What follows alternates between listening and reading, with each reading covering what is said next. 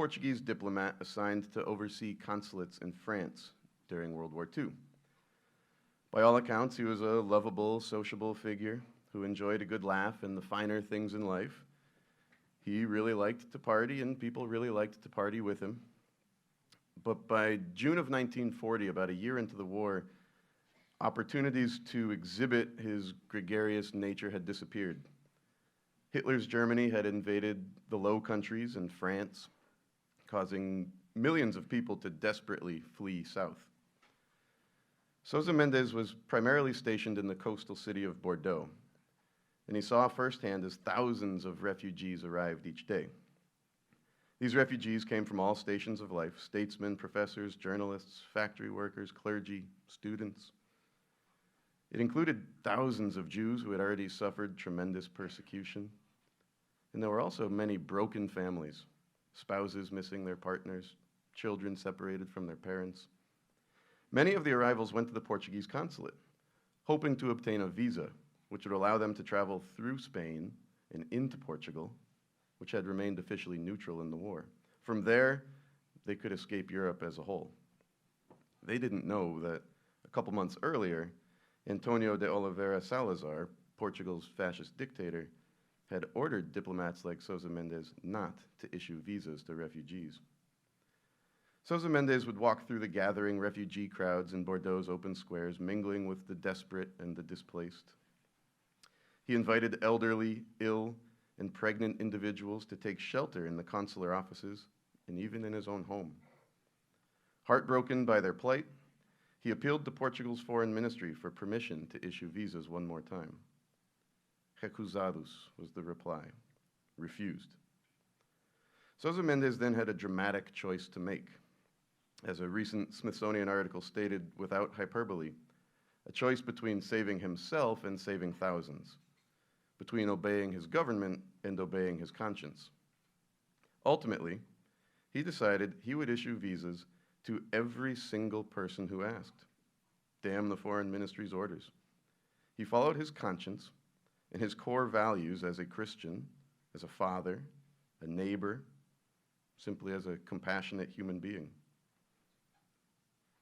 He began signing visas for people with passports and also for people with no documentation at all, recording them all by hand in his ledger.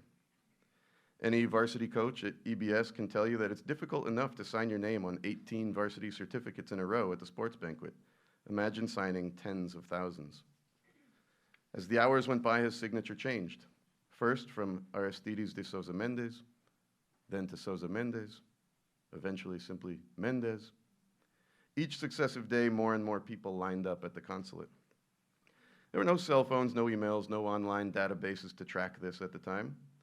Sousa Mendes knew it would take several days for the Portuguese government to figure out what he was doing, and several more days to communicate to the agents at every border crossing. In the meantime, he'd be able to get thousands of people across the border to safety, past unwitting agents who would assume any visa coming from the consulate to be legitimate. He was able to run this operation for almost 2 weeks, in Bordeaux first, and then also in the city of Toulouse, where he literally set up shop at a table on the sidewalk.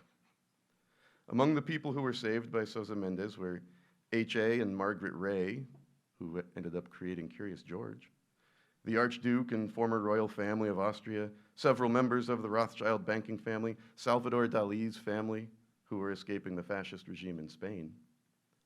But beyond the rich and famous, he was able to issue visas to tens of thousands of everyday citizens who escaped persecution and almost certain death in the war.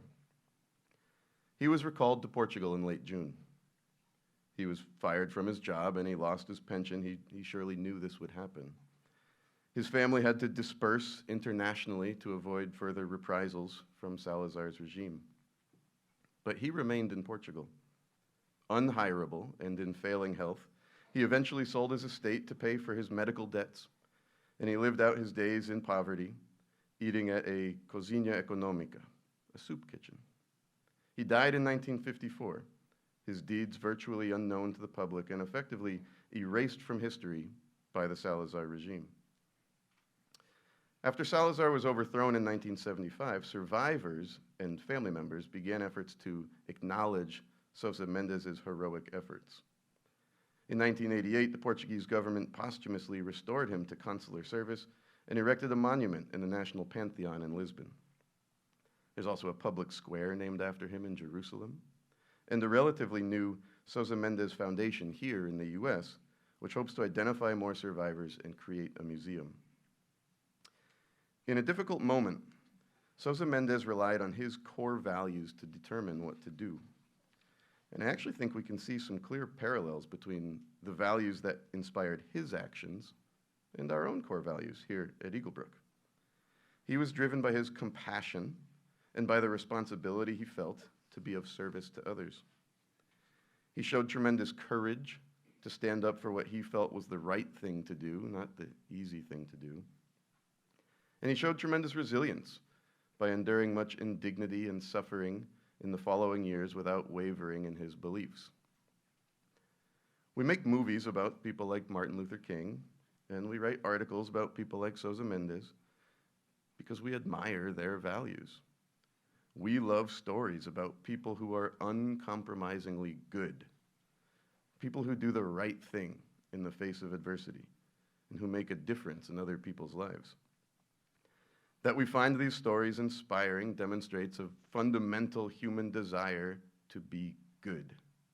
If given a choice, we would want to be Sousa Mendes, not the border agent who turned away desperate refugees because that's what his orders were. We would want to be the civil rights hero, not one of the countless who sat idly, satisfied by the injustice of the status quo. The reality is that most of us will never face such a stark decision. We'll never be in the position to be a hero of historic proportions like Sousa Mendes or Martin Luther King or any of the other civil rights heroes we discussed last week. But that said, your core values can still be critical in shaping your everyday decisions, making sure that you're building the habits to become the kind of person you want to be, the kind of person you would admire for doing the right thing. The challenge is that being good is rarely the easier option. It's easier to walk out of the gym at 3:30 on a Sunday afternoon without spending a few extra minutes to help pick up the basketballs. Walking away is not necessarily an offensive or damning thing to do, but it certainly isn't the right thing, the good thing to do. So for the rest of today, I challenge you to do the right thing. Pick up the basketballs. If someone's sitting alone, invite them into your conversation. If you've already had a handful of tortilla chips at lunch, make sure other people at your table get some before you take more. In all of your minor daily interactions, show the compassion, the courage, the commitment to serving others that we admire so much in people like Sousa Mendes or Martin Luther King. Today, try to be someone who made other people's day better by doing the right thing, not the easy thing. Thank you.